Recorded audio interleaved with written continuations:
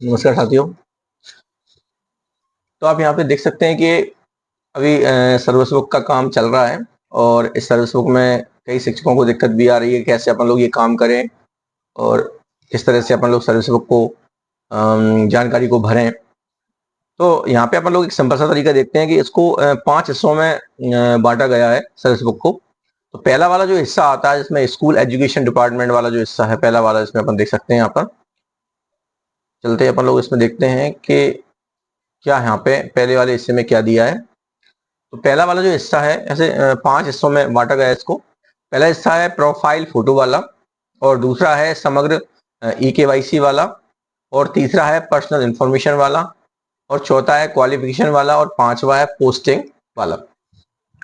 तो दोस्तों यहाँ पे पहला वाला जो हिस्सा है, जो 3.0 पर अपन लोग खोलेंगे सर्विस बुक वाला हिस्सा। तो उसमें जो पहला वाला हिस्सा है प्रोफाइल फोटो वाला, तो उसमें आपको क्या करना है थोड़ा समझ लीजिए। तो इसमें पहला वाला जो हिस्सा है, इसमें एक तो लिखा हुआ है कि अपन को एक प्रोफाइल फोटो, तो आप एक पासपोर्ट साइज की फोटो अपने मोबाइल में अपनी सुंदर सी फोटो बना लीजिए पासपोर्ट साइज की। और अगर उसका साइज बड़ा है, 200 KB से बड़ा है, तो उस फोटो की साइज बनाकर आप किसी अपने दोस्त को शेयर कर दीजिए और वापस फिर व्हाट्सएप पे मांग लीजिए उसको दोबारा से। तो उसका जो साइज है वो कम हो जाएगा और इस तरह से ये फोटो आपका यहाँ पे काम आने लगेगा। फिर यहाँ पे बात आती है दूसरे वाले हिस्से की। यहाँ लिखा हुआ है school board with UDIS code. तो यहाँ पे लिखा हुआ है, इसमें क्या करना है आपको। इसमें यहाँ पे विद्यालय में आपका स्कूल का नाम लिखा रहता है आगे साइड, उसमें वहां पे आप खड़े हो जाइए और वहां पे खड़े होकर आपका फोटो भी आ जाएगा, साथ में ऊपर स्कूल का नाम भी आ जाएगा, डाइस कोड भी आ जाएगा। तो ऐसे आप खड़े होकर फोटो खिंचवाएंगे। तो यहाँ पे दूसरा वाला हिस्सा है, उसमें अपन लोग ओपन कैमरा वाला हिस्सा ओपन करेंगे। तो ओपन कैमरा करेंगे तो वो ओपन हो जाएगा हिस्सा, और उसमें आपका फोटो और स्कूल का जो डाइस कोड और नाम लिखा हुआ है वो सब वहाँ पे दिखने लगेगा। और फिर आप लोग कैप्चर फोटो करके उसे खींच लें। और इसके बाद जब आप कैप्चर फोटो करने के बाद जब वहाँ थोड़ा समय लगेगा, उसमें एक हरे रंग से एक लोकेशन आ जाएगा, अक्षांश देशांतर वाला लोकेशन आता है। तो वो लोकेशन जब आ जाए तो उसमें एक नीचे एक सेव और नेक्स्ट वाला बटन दिया गया है, उसे आप क्लिक कर देंगे तो वो दोनों फोटो आपके एक साथ सेव हो जाएंगे। इसमें क्या है कि ये लोकेशन वाला जो फोटो है वो आपको स्कूल में ही करना पड़ेगा ये काम मोबाइल के द्वारा। और प्रोफाइल फोटो आप जानते हैं कभी भी बदल सकते हैं लॉक करने से, उसको सर्विस बुक को लॉक करने से पहले प्रोफाइल फोटो आप कभी भी और कहीं भी बदल सकते हैं, है ना। तो ये दोनों काम यहाँ पे अपन लोग कर लेंगे और इसके बाद अपन लोग आएंगे EKYC वाले हिस्से में। तो दोस्तों यहाँ पे EKYC वाला जो हिस्सा है उसमें अपन देख सकते हैं कि यहाँ पे समग्र द्वारा जो समग्र के साथ आपका EKYC हो चुका है आधार कार्ड का, उसका जो डाटा पहुंच चुका है वो डाटा यहाँ पे आता है। जब अपन लोग EKYC करते हैं तो वहाँ पे समग्र आईडी अपन लोग डालते हैं और एक OTP आती है समग्र आईडी में। तो OTP जब उसमें डालते हैं तो एक जानकारी खुलती है वहां पर अपने पास। उस जानकारी में आप लोग ध्यान से देख लें कि आपकी जो जानकारी है वो सही है क्या। उसमें निश्चित रूप से पापा मम्मी के नाम भी आते हैं आपके। तो पापा मम्मी के नाम आप ठीक से देख लें उसमें आ रहे हैं कि नहीं आ रहे हैं। और अगर नहीं आते हैं तो आप अगर गांव के निवासी हैं तो आप रोजगार सहायक से वो पापा मम्मी के नाम अपडेट करवा लें अपनी समग्र आईडी में, रिलेशन में जुड़वा लें। और अगर आप शहरी क्षेत्र के हैं तो नगर पंचायत में जाकर, नगर पालिका में जाकर आप वहां पर अपने पापा मम्मी के नाम की स्पेलिंग या पापा मम्मी के नाम जुड़वा लें उसमें समग्र आईडी में, और उसके बाद ही उस EKYC वाले हिस्से को आगे की ओर बढ़ाएं। इस बात का आपको ध्यान रखना है। जब तक उसे सबमिट नहीं करना, जब तक उसका डाटा आपको सही नहीं दिख जाए। अगर डाटा सही है तो आप सबमिट करके आगे बढ़ जाइए, लेकिन डाटा अगर सही नहीं है OTP डालने के बाद, तो आप निश्चित रूप से आप उसे सही करवा लीजिए। पापा मम्मी के नाम आप अगर ग्रामीण एरिया के हैं तो निश्चित रूप से आप रोजगार सहायक या सचिव से मिलकर अपने पापा मम्मी के नाम सही करवा लीजिए। 24 घंटे में अपडेट हो जाते हैं। और अगर आप शहरी क्षेत्र के हैं तो आप नगर पालिका में जाकर, नगर पंचायत में जाकर वहां पर अपने पापा मम्मी के नाम सही करवा लीजिए। इसके बाद फिर बाद में आके आप KYC 24 घंटे में वो सही हो जाएगा, फिर आप KYC कर ले तो वो डाटा आपका सही वहां पे हो जाएगा। इसके बाद तीसरा वाला जो हिस्सा आता है वो आता है पर्सनल इंफॉर्मेशन का दोस्तों। तो यहाँ पे पर्सनल इंफॉर्मेशन वाला जो हिस्सा है उसमें अपन देख सकते हैं कि इसमें बेसिक डिटेल्स आती हैं। जैसे ईमेल आईडी आएगी तो आपकी ईमेल आईडी जो भी है वो आप यहाँ पे डाल देंगे। मोबाइल नंबर तो ऑलरेडी डला हुआ है। फिर पैन नंबर आएगा आपका, जो भी पैन नंबर है वो आप डाल देंगे। फिर आपकी हाइट है, जो हाइट आपको लिखना है वो हाइट यहाँ पे लिखना है। ये फुट के रूप में यहाँ पे रहेगी आपकी हाइट, है ना। फिर यहाँ पे रिलेशनशिप लिखा हुआ है, रिलीजियस है ना, हिंदू है, मुस्लिम है, सिख है, ईसाई है, क्या है, तो वो आपको यहाँ पे भरना है। और फिर आया ब्लड ग्रुप, ब्लड कौन सा ग्रुप है आपका ब्लड का, वो यहाँ पे भरना है। फिर आपको वोटर आईडी का जो नंबर है, एपिक नंबर, वो यहाँ पे भरना है। और फिर आइडेंटिफिकेशन मार्क बनना है। अगर कोई आइडेंटिफिकेशन मार्क आपका है शरीर में, तो वो आप यहाँ पे लिख देंगे। हिंदी में लिखना चाहे तो हिंदी में, और इंग्लिश में लिखना चाहे तो इंग्लिश में। और अगर नहीं है तो वहां पे आप नो मार्क करके आगे बढ़ जाएंगे। फिर एम्प्लॉई टीजी कोड आता है, वो आपका क्या है वो डाल देंगे आप। और एम्प्लॉई प्रान नंबर आपका जो है वो डाल देंगे आप यहाँ पे, है ना। और फिर यहाँ पर दो यहाँ पे ऑप्शन आते हैं, एक आता है एम्प्लॉई रोल नंबर और रैंक इन टेट। तो यहाँ पे क्या है कि पात्रता परीक्षा जिन शिक्षकों ने पास की है, वो अपना यहाँ पे रोल नंबर डाल देंगे, और कौन से रैंक से उनका जॉब लगा है वो यहाँ पे रैंक वाला जो जॉब है, किस रैंक पर उनका जॉब लगा है, टीचरशिप में आया वो वाला यहाँ पे रैंक नंबर यहाँ पे डालेंगे। लेकिन कुछ अपन जानते हैं कि कुछ पहले जो 2005 में जो एग्जाम हुआ था, उनकी मार्कशीटों में पहले रैंक नहीं आता था, पहले नंबर ही आते थे। तो आप वहां पे रोल नंबर डाल दें, और टेट वाला जो रैंक वाला हिस्सा है उसे खाली छोड़ दें, रोल नंबर जरूर वहां पे डाल दें। फिर इसके बाद यहाँ पे हॉबीज आई हैं, तो हॉबीज में आप क्या करेंगे, हॉबीज में आप टीचर, अपन जानते हैं कि टीचर की मुख्य रूप से अगर कोई हॉबीज नहीं बनना चाहता तो दो हॉबीज उसमें जरूर वहां पे भर दें। पहली हॉबीज ये रहती है कि टीचिंग, पढ़ाना, है ना। दूसरी हॉबीज रहती है बुक रीडिंग, किताब पढ़ना। तो ये दोनों जरूर उसमें हॉबीज डाल लें, मतलब टीचिंग और बुक रीडिंग, ठीक है, ये यहाँ पे आ जाएंगी, टीचिंग एंड बुक रीडिंग। फिर इसके बाद अपन जानते हैं यहाँ पे एड्रेस आता है, और एड्रेस अपन लोग जानते हैं, एड्रेस अपना जो परमानेंट एड्रेस है वो वहां पे भर देंगे। कुछ लोगों के दो एड्रेस रहते हैं, परमानेंट एड्रेस अलग रहता है और टेम्परेरी एड्रेस अलग रहता है, तो उसके हिसाब से एड्रेस भर सकते हैं आप। घर का एड्रेस अपन को यहाँ पे भरना है, निवास का एड्रेस भरना है। और अगर सेम एड्रेस दोनों है तो ऊपर वाला एड्रेस भरकर आप सेम एज प्रेजेंट एड्रेस पे क्लिक कर देंगे, तो दोनों जगह पे सेम एड्रेस आ जाएगा दोस्तों। फिर अपन लोग आगे बढ़ते हैं, और यहाँ पर फैमिली डिटेल्स में अपन को भरना होता है। फैमिली में अपन कौन कौन है, तो फैमिली में खासकर अगर आदमी जॉब में है, मतलब जेंट्स अगर जॉब में है, तो लेडीज और उसके बच्चे ये शामिल हो जाएंगे। और अगर लेडीज जॉब में है तो फिर जेंट्स और बच्चे उसमें शामिल हो जाएंगे। पापा मम्मी को भी आप जोड़ सकते हैं, मतलब इसमें जो भी नाम दिए गए हैं आप उन सबको यहाँ जोड़ सकते हैं। लेकिन परिवार में आप किन को जोड़ना चाहते हैं वो आप पर डिपेंड यहाँ पे करता है दोस्तों। यहाँ पे आपको परिवार का नाम, मतलब परिवार में जो जिसको आप जोड़ना चाह रहे हैं उसका नाम और डेट ऑफ बर्थ आपको लिखना जरूरी होता है। फिर यहाँ पे एक आता है मैरिटल स्टेटस। तो मैरिटल स्टेटस में अपन को लिखना पड़ता है कि अपना जो साथी है, जो स्पाउस है, वो जॉब में है कि नहीं है, तो किस तरह की जॉब में है।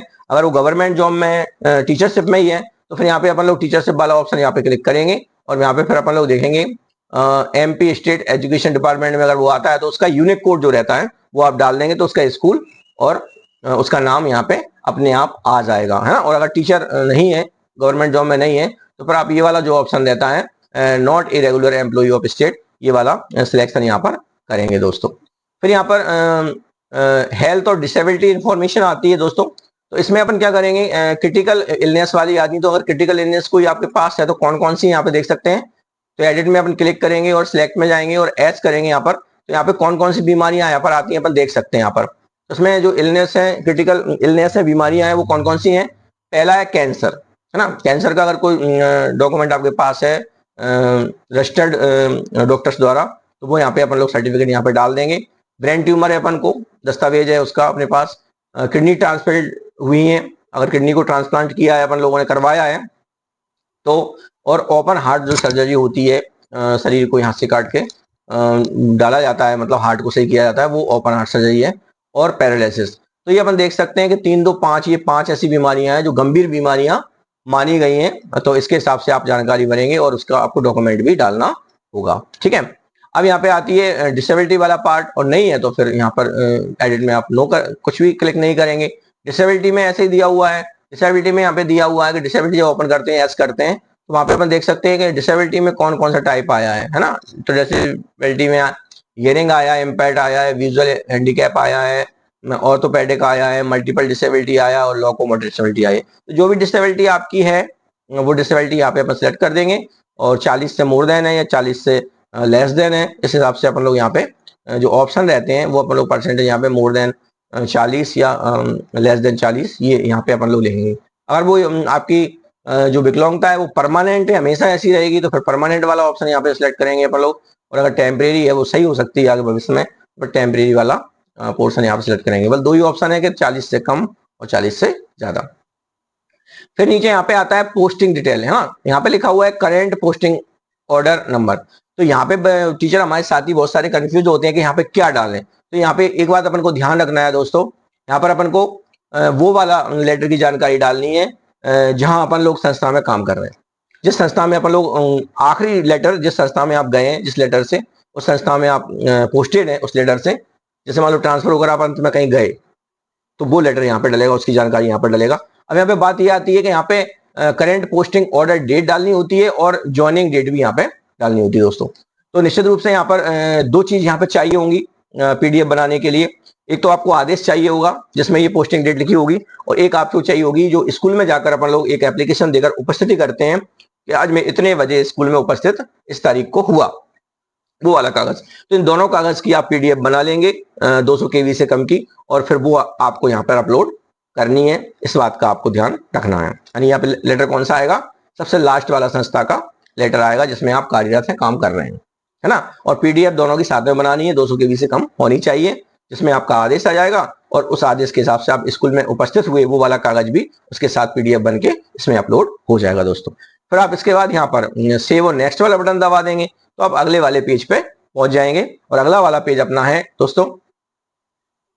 और एक और बात यहाँ पे कहना चाहता हूँ कि कुछ हमारे साथी शिक्षक गुरुजी भी रहे हैं पहले, तो उनके बारे में भी मैं थोड़ा सा बता देता हूँ। अगर वो गुरुजी रहते हैं तो वहां पे अपन जानते हैं कि उनकी जो ज्वाइनिंग डेट है, वो जो आदेश आया है समदा वाला, वो वाला आदेश उनको यहाँ पे डालना है ना। समदा वाला आदेश जो है उसकी डेट के हिसाब से क्या करना है, और उनका आदेश यहाँ पे एक ही स्कूल में मौजूद है पहले से, तो यहाँ पे जो आदेश डलेगा उसमें जो ज्वाइनिंग डेट है वो आदेश से कुछ पहले की है, 1-2 साल पहले की मानी गई है। तो यहाँ पे दोनों जगह फिर ऐसी कंडीशन में आप ज्वाइनिंग डेट ही उनकी डाल दें, नहीं उनको बहुत सारा लॉस होगा, क्योंकि ज्वाइनिंग डेट महत्वपूर्ण होती है।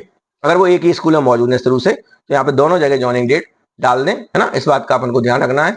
और आदेश डाल दें यहाँ पर, क्योंकि अगर आप लेटर वाली डेट डालेंगे तो आपका जो सही है जो स्टार्टिंग होता है वो सही नहीं हो पाएगा। इसलिए आप ज्वाइनिंग डेट जो उसमें लिखी हुई है आदेश में, वो आप दोनों जगह डाल दें। अगर बाद में सुधरने का ऑप्शन आता है तो फिर बाद में ये आप सुधरवा देंगे। फिर नीचे ऑप्शन लिखा हुआ है कि क्या आपने शिक्षा गारंटी के अंतर्गत गुरुजी के रूप में कार्य किया है। तो इसमें हाँ और ना का मतलब ये है कि अगर आपने गुरुजी के रूप में काम किया है तो आप एस कर देंगे, और एस करने के बाद फिर यहाँ पे एक दिनांक लिखना होगा, एक डेट लिखना होगा। तो वो डेट आप कौन सी लिखेंगे, वो डेट आप लिखेंगे जिस तारीख से आपने गुरुजी का काम किया था, वो वाली डेट यहाँ पे आपको डालनी पड़ेगी। जैसे मैं यहाँ एस करता हूं तो यहाँ पे गुरुजी के रूप में कार्य करने की तिथि यहाँ पे आ जाएगी, मतलब किस तारीख से आपने गुरुजी का कार्य किया था, है ना, आप उपस्थित हुए थे गुरुजी के रूप में, वो वाली डेट यहाँ पे अपन को डालनी है दोस्तों। और इस पार्ट को सेव कर देंगे और आगे बढ़ जाएंगे। ये गुरुजी वाली स्थिति थी। अब आते हैं अपन लोग क्वालिफिकेशन वाले पार्ट में। तो यहाँ का भी मैं आपको बता देता हूँ दोस्तों। यहाँ पर क्वालिफिकेशन वाले पार्ट में अपन जानते हैं कि जितनी भी क्वालिफिकेशन है वो अपन को यहाँ पर डालनी होंगी अपनी। और निश्चित रूप से ये ध्यान रखना है कि जो क्वालिफिकेशन अपन लोगों ने सर्विस के दौरान अर्जित की है, उनके लिए उनकी जो अनुमति वाला लेटर है वो आपको उस अंक सूची के साथ पीडीएफ बना के डालना होगा, है ना। और इसमें जो एक ऑप्शन आता है यहाँ पर कि did you complete this qualification after first appointment joining date, है ना। तो यहाँ पे ऑप्शन आते हैं एस और नो। तो जब आप सर्विस के दौरान कोई क्वालिफिकेशन अर्जित कर रहे हैं तो आपको यहाँ पे एस करना है इसमें। और अगर आप सर्विस से पहले कर चुके हैं आप लोग वो क्वालिफिकेशन, तो फिर यहाँ पे नो वाला ऑप्शन यहाँ पे करना है, और फिर यहाँ पे अपलोड करके आपको 200 केबी का पीडीएफ बनाना होगा और आप ऐड कर देंगे इसमें। तो इस तरह से आपको ये सभी दस्तावेज आपके यहाँ पे कर देंगे। इस बात का ध्यान रखना है। कुछ साथियों ने देखा है कि कुछ लोगों ने 2007 में डीएड किया था ऑपरेशन क्वालिटी से, जो सरकार ने करवाया था। तो उस कंडीशन में अपन जानते हैं कि वो सर्विस के बाद हुआ था। तो उसमें जो आदेश रहता है ऑपरेशन क्वालिटी का एक आदेश है, उसका एक पेज उस मार्कशीट के साथ पीडीएफ बनाकर आप डाल दें। डीएड की जो मार्कशीट है उसमें जो ऑपरेशन क्वालिटी वाला कागज है वो उसके साथ में एक मार्कशीट के साथ डाल दें, है ना, क्योंकि उसमें भी आपको एस करना होगा और वो सबूत रहेगा कि आपने ऑपरेशन क्वालिटी के तहत डीएड को किया है दोस्तों, है ना। और सेव करके आप लोग आगे बढ़ जाएंगे, है ना। इस बात का आप ध्यान रखना। अब मैं यहाँ पे बता देता हूँ कि इसमें सब्जेक्ट का ध्यान रखना है अपन को, है ना। सब्जेक्ट क्या डालना है, क्वालिफिकेशन यहाँ पर दें। क्वालिफिकेशन में अपन जान सकते हैं यहाँ पर कि 10th डिप्लोमा में जो अपन देख सकते हैं, डिप्लोमा में अपना कौन कौन सा पार्ट डीएड आता है, डीएलएड आता है, बीटीसी आता है और बीटीआई आता है। जो भी आपका मतलब डॉक्यूमेंट है प्रशिक्षण वाला, वो वाला डॉक्यूमेंट यहाँ पे सिलेक्ट करके अपन लोग डाल देंगे। इस बात का ध्यान रखेंगे कि इसमें कोई गलती नहीं होना चाहिए दोस्तों। जितने भी आपके पीजी वाले डॉक्यूमेंट हैं अपन देख सकते हैं, जो ग्रेजुएशन वाले हैं वो आपके ग्रेजुएशन डिग्री में आएंगे, और जितने भी आपके पोस्ट ग्रेजुएशन वाले डॉक्यूमेंट हैं वो आपके पोस्ट ग्रेजुएशन वाले डिग्री में आएंगे। इस बात का अपन को ध्यान यहाँ पे रखना है और सावधानी पूर्वक ये डाटा यहाँ पे भरना है और सेव करके आप लोग आगे वाले पेज पे दोस्तों बढ़ जाएंगे। फिर अपन देख सकते हैं यहाँ पर कि अब यहाँ पर डॉक्यूमेंट डालना है, आपके आदेश डालना है यहाँ पर। तो आदेश में अपन देख सकते हैं कि पहले जो आया है, सबसे पहले अपन देख सकते हैं पहले हिस्से में फर्स्ट अपॉइंटमेंट लेटर आया है, अध्यापक संवर्ग में सम्मिलन आया है और अध्यापक संवर्ग से नवीनतम संवर्ग में नियुक्ति वाला आदेश। तो 3 यहाँ पे ऑप्शन है अपने पास। अगर मान लो वो एलडीटी है, यूडीटी है, तो उनके यहाँ पे केवल फर्स्ट अपॉइंटमेंट लेटर डलेगा। लेकिन अगर जो समदा शिक्षक हैं बने थे, प्राथमिक शिक्षक है, माध्यमिक शिक्षक है, उनके अपन जान सकते हैं कि अगर जो प्राथमिक शिक्षक से काम हुआ तो केवल एक ही लेटर डलेगा उनका माध्यमिक शिक्षक से। लेकिन उसके पहले अगर वो समदा शिक्षक बने हैं, शिक्षाकर्मी थे, सम्मिलन हुआ है उनका, और इसके बाद वो नए कैडर में भी आए हैं, तो ये तीनों आदेश यहाँ पे डलेंगे। तो यहाँ पे एक बात मैं बता दूं आपको कि यहाँ पे आपको वही ध्यान रखना है कि आपको आदेश के साथ उसकी उपस्थिति वाला कागज भी पीडीएफ बना के उसमें डालना है दोस्तों, है ना। ये बात को ध्यान रखना है और ये वो सावधानी पूर्वक बनना है। अब अध्यापक संवर्ग में सम्मेलन वाला कागज, जिस आदेश से आप जिस आदेश से आप सहायक अध्यापक बने थे या फिर अध्यापक बने थे या फिर वरिष्ठ अध्यापक बने थे, तो वो वाला कागज में उसमें डेट लिखी रहती है किस तारीख से आप अध्यापक बने, सहायक अध्यापक बने या वरिष्ठ अध्यापक बने, तो वो डेट आपको यहाँ पर ज्वाइनिंग डेट में यहाँ पे भरना है। ऑर्डर नंबर के बाद जो लिखी हुई यहाँ पर ज्वाइनिंग डेट में वो भरना है ना। तो ये बात का ध्यान रखना है, उसी में लिखी रहती है वो डेट अंदर आदेश में, वो यहाँ पे भरना है आपको। और निश्चित रूप से आपको यहाँ पे बनना है कि कौन सा स्कूल में आप उस टाइम थे, तो वो स्कूल का नाम यहाँ पे आ जाएगा और स्कूल का डाइस कोड यहाँ पे आ जाएगा। इस बात का ध्यान रखना है और पीडीएफ बना के आप इसमें वो डाल देंगे। फिर यहाँ पे एक आता है अध्यापक संवर्ग के बाद आता है अपना कौन सा, ये न्यू कैडर वाला, जिसमें प्राथमिक शिक्षक, माध्यमिक शिक्षक और उच्च माध्यमिक शिक्षक अपन लोग बने हैं। तो वहां पे अपन देख सकते हैं, वहां पे एक बात ध्यान रखना है कि उसमें जो आदेश का जो डेट है, ऑर्डर डेट, नंबर और डेट, वो तो अपन डाल ही देंगे। लेकिन वहां पे जो न्यू कैडर वाला जो लिखा हुआ है अपॉइंटमेंट डेट, तो वो आपको 1/7/18 ही डालनी है ना। 1/7/18 आपको डालनी है सभी को। अपॉइंटमेंट डेट है ना न्यू कैडर वाली, वो कितनी डालनी है, 1/7/2018, ये वाली डेट आपको यहाँ पे डालनी है, ध्यान रखना है। और जो भी स्कूल है उसका नाम और जो भी उसकी यूडाइस है वो अपना नाम यहाँ पे डालेंगे और डॉक्यूमेंट यहाँ पे अपलोड कर देंगे अपन लोग, है ना। यहाँ पे जो डॉक्यूमेंट्स हैं उनकी साइज को बढ़ा दिया गया है, हो सकता है 3 पेज का हो, 4 पेज का हो, तो यहाँ 500 KB का मैक्सिमम रखा है डॉक्यूमेंट को, तो आप आराम से उनको जोड़कर बना सकते हैं। 500 KB से ज्यादा नहीं होना चाहिए, नहीं तो वो अपलोड नहीं होगा। सभी डॉक्यूमेंट आप लोग पीडीएफ में डालें, कोई दिक्कत आपको नहीं आएगी। जेपीजी में कोई फॉर्म ना डालें आप लोग, सभी आप पीडीएफ में डालें, जिससे वो अच्छे भी आएंगे, साफ भी आएंगे और कभी भी आप डाउनलोड भी कर सकते हैं, है ना। पीडीएफ में अपन डालेंगे तो वो कभी भी आप डाउनलोड भी कर सकते हैं, तो पूरे दस्तावेज यहाँ पे इसमें हो जाएंगे। इसके बाद नीचे वाला जो हिस्सा है उसमें स्थानांतरण, उसमें 3 हिस्से इसमें आए हैं। एक आया ट्रांसफर वाला और एक आया है प्रमोशन वाला और एक आया यूपीपी वाला। तो यहाँ पे अपन ध्यान रखना है, ट्रांसफर का मतलब ये आप स्कूल से कहाँ गए, कौन कौन से स्कूल आपने बदले, वो सब ट्रांसफर वाले आदेश इसके थ्रू ट्रांसफर वाला सिलेक्ट करके अपन लोग सब जानकारी भरेंगे, है ना। इसके बाद आता है प्रमोशन वाला। अब प्रमोशन में आप मतलब क्या है, आप जिस पद पे थे उसके अगले वाले पद में आप पहुंचे हैं, आपका अगला वाला पद आपको मिला है, तो प्रमोशन में आपका आएगा। और यहाँ पर तीसरा वाला जो है ना, जिसका नाम है यूपीपी, है ना, इसका भी मैं बता देता हूं। तो ये उच्च पद प्रवार नाम रहता है, जो आजकल बहुत सारे टीचर अपन जहाँ से प्राथमिक से माध्यमिक शालाओं में चले गए हैं, उनको उच्च पद प्रवार मिला है, तो वो इसमें सिलेक्ट करेंगे और वो जानकारी जो भी उनके अकॉर्डिंग जो जानकारी है वो यहाँ भरेंगे। ध्यान रखना है, उच्च पद प्रवार में आप जिस पद पर गए हैं वही पद आपको यहाँ पर भरना है, डेजिग्नेशन ध्यान रखना है आपको, है ना। आप उच्च पद प्रवार में जिस पद पर गए हैं उसी को आपको यहाँ पे डेजिग्नेशन में भरना है कि आप अध्यापक के पद पर गए हैं या आप माध्यमिक शिक्षक के पद पर गए हैं, किस पद पर आप यूपीपी में गए हैं वो वाला पद यहाँ पे आपको भरना है दोस्तों। तो इस तरह से अपन लोग ये जानकारी भर के और ये यहाँ सेव कर देंगे। सेव करने के बाद एक बार अपन लोग पूरा डाटा दोबारा से चेक कर लेंगे और चेक करने के बाद पूरी संतुष्टि कर लेंगे कि अपना डाटा एकदम सही है। और डाटा जब सही होगा तो आप यहाँ पे लॉक कर देंगे और जैसे ही आप लॉक करेंगे ये जानकारी आपकी संकुल पर पहुंच जाएगी, जो आपका एरिया ऑफिसर रहता है, ऑफिस रहता है, वहां पे पहुंच जाएगी और वो इसको वेरीफाई करेंगे। अब इसमें बात ये आती है कि अगर मान लो आपकी ये लॉक हो जाती है ना, तो लॉक हो जाती है, लॉक होने के बाद और मान लो कोई चीज आपकी गलत हो जाती है इसमें, तो आप एरिया ऑफिसर के पास जाकर वहां पर एक एप्लीकेशन देकर उसे अनलॉक करवा सकते हैं, लेकिन वन टाइम, केवल वन टाइम ही उसे आप अनलॉक करवा सकते हैं। और वन टाइम अनलॉक करवाने के बाद फिर आप इसमें सुधार कर सकते हैं। ऐसे केवाईसी वाला जो हिस्सा है, अगर मम्मी पापा के नाम आपके नहीं आ रहे हैं तो आप उसमें समग्र वाला ऑप्शन अनलॉक करवाएं, ध्यान रखें आप एरिया ऑफिसर जाकर समग्र वाला ऑप्शन अनलॉक कराएं, जिससे आपकी समग्र केवाईसी भी दोबारा से हो जाएगी। अगर आपने पापा मम्मी के नाम समग्र में सही करवा लिए हैं तो अब दोबारा केवाईसी करके उनको सही कर सकते हैं, लॉक हो जाती है तो, है ना। तो ये सब जानकारी मैंने आपको बता दी है। तो इस तरह से आप बनाएंगे और फिर इसके बाद जब ये हो जाए तो इसकी एक फाइल बनाकर सभी डॉक्यूमेंट जो आपने इसमें यूज किए हैं उन सबके डॉक्यूमेंट की फाइल और इसकी जो प्रिंट निकलेगी उस प्रिंट एक फाइल तैयार करके आपको अपने एरिया ऑफिस जो भी है आपका जो संकुल है वहां पर जमा करनी होगी दोस्तों। तो इस तरह से ये सर्विस बुक आप कंप्लीट कर सकते हैं। और अगर ये वीडियो आपको अच्छी लगे तो आप अपने दोस्तों को जरूर शेयर करें और मेरे चैनल को सब्सक्राइब करें। और मेरा चैनल है मैथ्स गुरु प्लस।